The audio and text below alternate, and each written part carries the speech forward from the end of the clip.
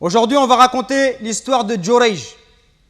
Jurayj, c'est un homme pieux, un dévot, quelqu'un qui a consacré sa vie à adorer Allah subhanahu wa ta'ala. Le prophète nous raconte son histoire dans un hadith qui nous est rapporté par l'imam Muslim, où le prophète nous dit, alayhi salatu wassalam, Jurayj était un dévot, c'est-à-dire quelqu'un consacré, qui se consacre à l'adoration. Il habitait dans une tourelle et un jour, alors qu'il est en train de prier, sa mère vient le trouver et l'appelle et lui dit « Oh Jurayj !» Elle regarde en haut parce qu'il est dans sa tourelle.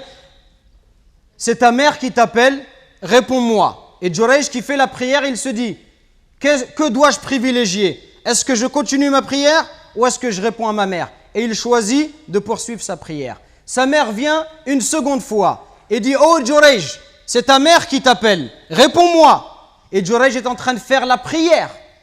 Et il dit, dois-je répondre à ma mère ou poursuivre ma prière? Et il décide de poursuivre sa prière. Alors sa mère, elle se met en colère contre lui et elle dit, oh Allah, Jurayj c'est mon fils, je l'appelle mais il refuse de me répondre. Fais donc qu'il n'arrive au terme de sa vie, donc qu'il ne finisse sa vie avant que tu ne lui aies montré les prostituées. Et le prophète alayhi salatu wassalam nous dit, si elle avait invoqué Allah pour qu'il commette la fornication, il l'aurait commise.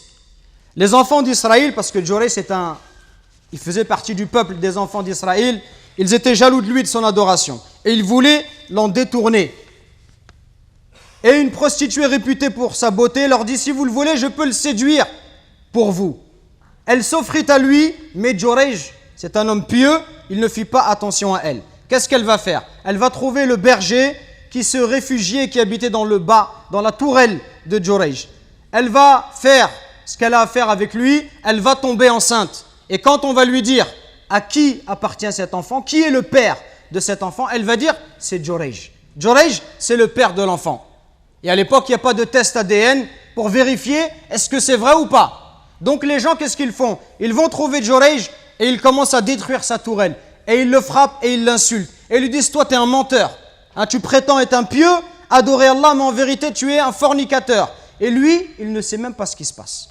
Jurayj, il n'est pas au courant de ce qui se passe. Tout cela à cause une seule invocation, l'invocation de sa mère contre lui. Mais Allah Azza wa Jal, il est miséricordieux avec ses serviteurs. Et ceux qui craignent Allah, Allah il leur accorde une issue favorable. Alors Jurayj, il leur dit, qu'y a-t-il? Ils disent, tu es le père de cet enfant. Il descend de sa tourelle et à ce moment-là, il voit le visage de cette femme. Et l'invocation de sa mère, elle est exaucée parce qu'elle a dit, jusqu'à ce qu'il voie le visage des prostituées. Et donc il dit, amenez-moi cet enfant. Il prie rak'atayn parce que le croyant, quand il est dans les difficultés, il se tourne vers la prière. Il masse le ventre de ce bébé et il s'adresse au nourrisson qui a quelques jours, quelques mois. Et il lui dit, qui est ton père? Et Allah Azza wa Jal va faire un miracle. Cet enfant va parler et va dire, mon père, c'est le berger. À ce moment-là, les gens, quand ils vont voir cela, un miracle, c'est une preuve que Jurayj est un homme pieux. Ils vont le voir et ils s'embrassent, ils se frottent à lui, ils lui demandent pardon, ils lui disent, on va reconstruire ta tourelle en or. Et il dit non, reconstruisez ma tourelle comme elle était, c'est-à-dire en argile. Et c'est ce qu'ils vont faire. Et l'imam Muslim, il rapporte ce hadith dans un chapitre qu'il a intitulé « L'obéissance aux parents, elle est plus importante » ou elle l'emporte sur les prières surérogatoires. Donc ça, c'est quelque chose à méditer. Nous récoltons vos dons pour la construction d'une nouvelle mosquée à Longjumeau. Walillahi alhamd. Barakallahu fikum. Qu'Allah il accepte ces dons de votre part. Et continuons, Inch'Allah. Et bi'idhnillah, dans pas longtemps, on espère avoir de bonnes nouvelles. Qumu ila salatikum yarhamni wa yarhamkumullah.